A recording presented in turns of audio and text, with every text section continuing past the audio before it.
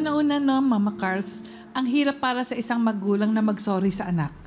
Pero nararapat po yun. At ang pangit naman kung sasabihin niyo rin, Aling Rosita, na pasensya ka na, patawad kahit hindi ko alam kung ano yung pagkakamali ko. So dapat siguro, Aling Rosita, isipin yung maigi, meron ba kayo talagang pagkakamali at bakit nagawa yun? Pangalawa, yung epekto po ng tinatawag nating favoritism, kitang-kita eh. Di ba sinabi nga na yung bunso nakapag-aral, tapos si Ami at yung iba hindi, at pinaglimos. Ano po ang epekto nito?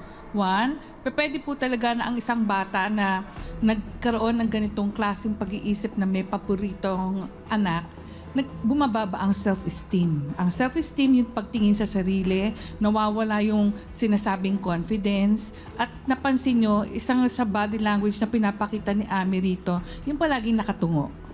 Yung parang alam niya na may kakayahan siya, pero feeling niya palaging kulang. Dahil kasi minaliit siya.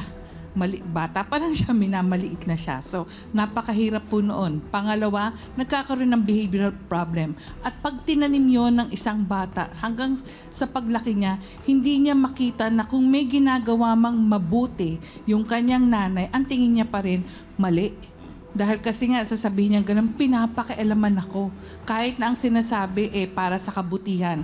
Di ba sabi niya ganun kanina ni Ami na, hinahayaan ko yung anak ko na panganay na umuwi na lang ng gabi, tapos siya nakikialam.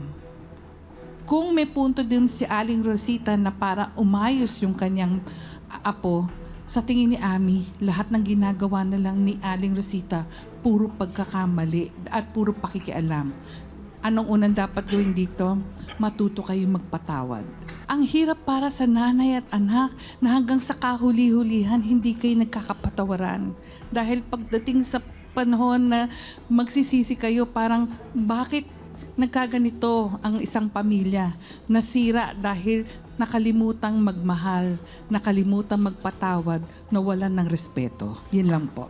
Ayan.